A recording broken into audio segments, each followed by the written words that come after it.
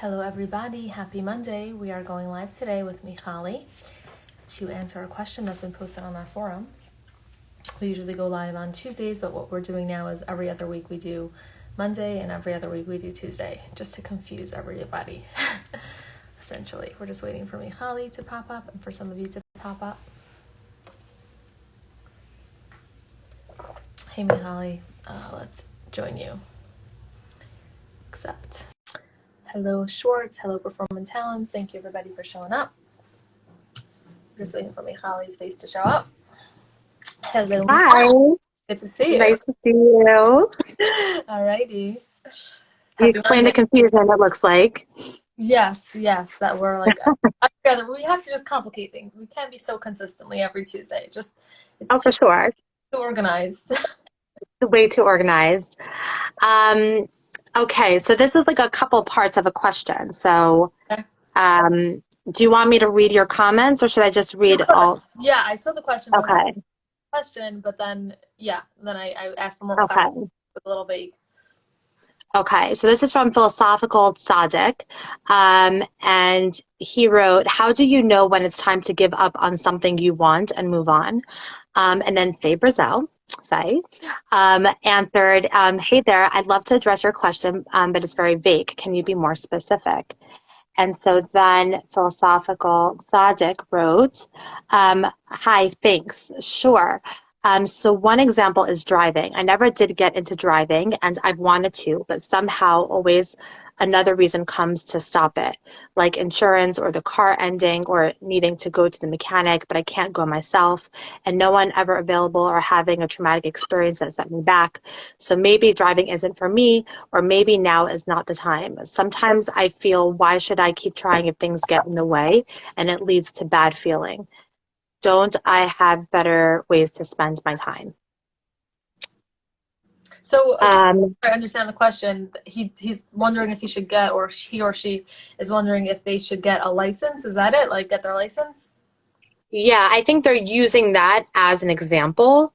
Okay. But the basic question is, it sounds like, what if we have things that we want to accomplish, some goals, and then it seems like there's just so many obstacles in the way, or it seems like there's like a straight path to that goal, but then things seem to happen where like it kind of makes us feel stuck, or it's like discouraging us from actually reaching our goals.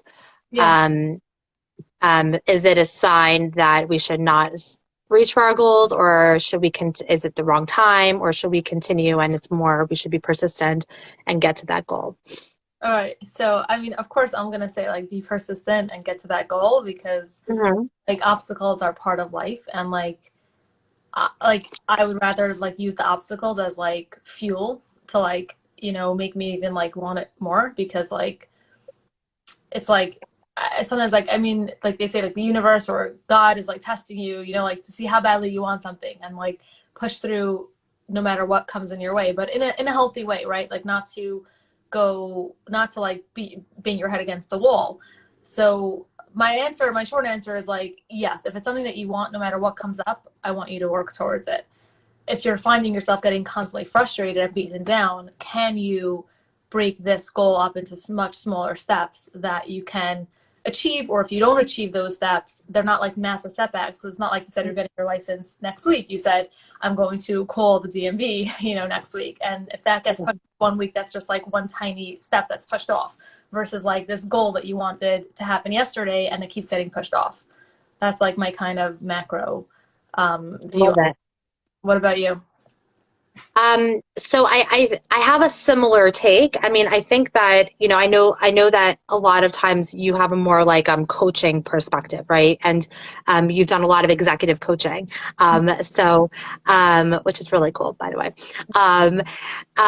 So I think that like in the therapy world, we can't like necessarily tell a client like, okay, just like push through. Even though sometimes I might be thinking it. But I think what I'm sensing, what? This is why I don't practice currently, because I feel like sometimes you just want to say what you want to say, like you can't say everything. Yeah. Yeah, exactly. Exactly. My husband is an executive coach also, and it's the same. We always talk about that, like there's so much more freedom as a coach. But I think what this person is saying, I'm assuming it's a guy because they wrote Sadik instead of Sadiq, guess, but um, Gopi Sakov. So I think, I mean, what I'm sensing from him is this frustration, right? Like there are Right. all these things that he wants to do. He sounds like very ambitious and goal oriented, and then he feels so discouraged and unmotivated. Mhm. Um, and then it sounds like disappointed with himself, and then he's also trying to tap into something spiritual to see if like maybe that's the purpose, and he's trying to attach meaning to the obstacles. Mhm. So I get the process. I think that, you know, and this is what I really believe is the purpose of Anger's purpose is to tell us what our boundaries are, what our limitations are, and ultimately what we value. Mhm. I say this in my practice till I'm blue in the face. Yeah. Um, and so if he's feeling frustrated, then that's a sign that the way he's going about his goals isn't working for him. I think that it's not that he shouldn't get to his goals. I think that before he hits the discouragement and almost like frustration slash depression, he should first identify what are realistic goals that work for me. What are goals that are actually healthy and good for me, right? So it's not the kind of goal where we say, I'm never speaking Lashon Hara again, right? Like that's a classic example that's used, you know, in the therapy world and you know, Tisha B'Av, you know, sheer world, you know, and Yeah. I think it's impossible. And it's not just an unrealistic goal to say, like, I'm never speaking Lashon Hara again.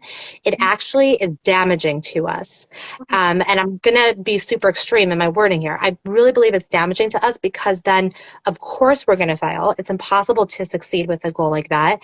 And then we're basically setting a precedent for ourselves that we're not people of integrity, that we don't keep our own promises to ourselves.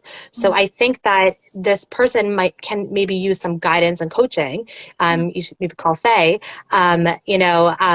to like understand how to set goals that actually are goals based on his own integrity, that he can keep these promises to himself, and Mhm. then and that are realistic and attainable. And you kind of work backwards. So it's like kind of consistent with like what you're saying in terms of breaking things down.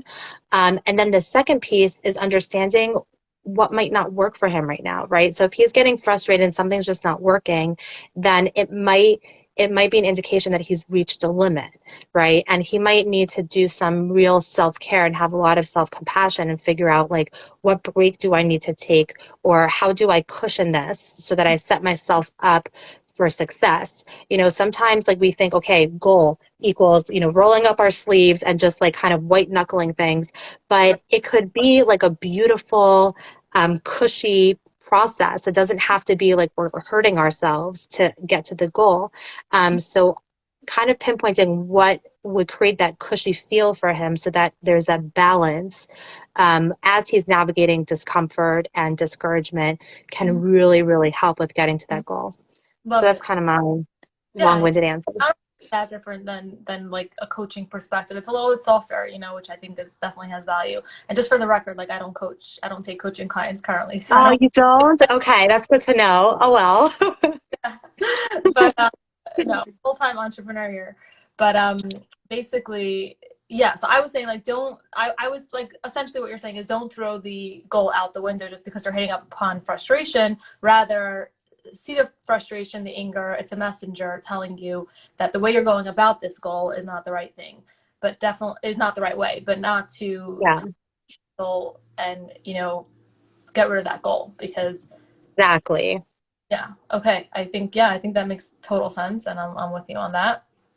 And I think like we said, breaking it up into steps would be one way to meter out or decrease the frustration.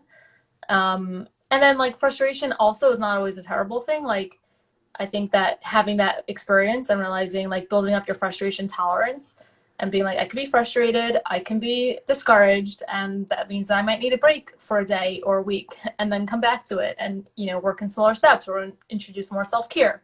But it's not like, oh, as soon as I feel frustrated or angry, either the goal is terrible or I have to completely, like halt every part of my life. It's like there's that balance of working on Yeah, decreasing the steps that you're taking, but also realizing that I can learn to tolerate some frustration as I go about reaching things that are ambitious for where I am right now.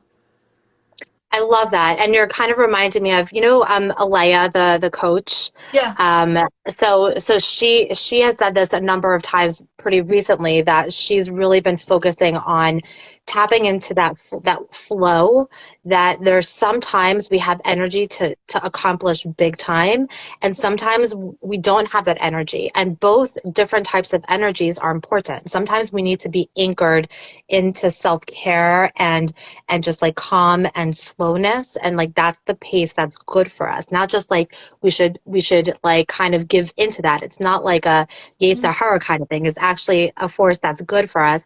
And sometimes we're just like hit with this like flow where it's like a great opportunity to be creative and to like go for our goals. So I think that's kind of what's coming to me as you're talking, that it's about building frustration tolerance, and it's about also like kind of like being gentle and like working with ourselves. Yeah, I think, yeah, you got a call. Yeah, I love that. I love that. I didn't hear that point from her, so I appreciate that. Thanks for sharing that. Of course. Of course. Well, thank you, Faye. This was lovely. Likewise. Thank you everyone for tuning in. Thank you, Michali, as usual. And we'll be Thank back you. today, 12:45. See you That'll be then. or Passover, Pesach. Yes. All See you right. then. In touch. Thank you, everyone. Take care. Bye. Bye.